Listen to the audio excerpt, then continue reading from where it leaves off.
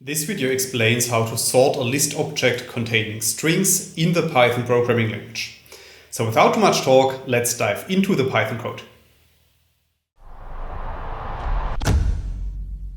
In this video I will show you an example, and for this example we first need to create an example string, as you can see in the first code box. So after running these lines of code, a new string object called string list is created. And we can print this string below the code box using the print function. And then you can see that our list contains 6 different strings.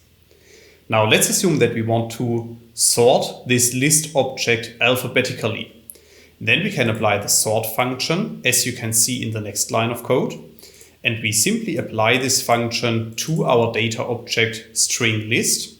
And then if we print our list once again, you can see that our list was sorted alphabetically in ascending order. We can also sort our list in descending order, as I will show you in the next line of code. So in this case, we once again apply the sort function. However, this time we specify the reverse argument to be equal to true. So as you can see, after running these lines of code, our string list is sorted in descending order. That's all I wanted to explain in this video.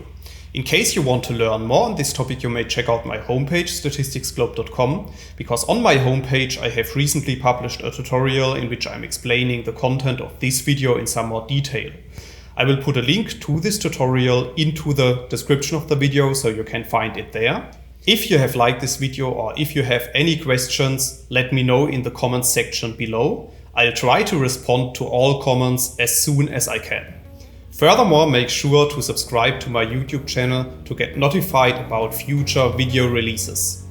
I have already published about 500 videos on this channel, and I'm releasing new videos on a daily basis. Thanks a lot for watching. See you in the next video.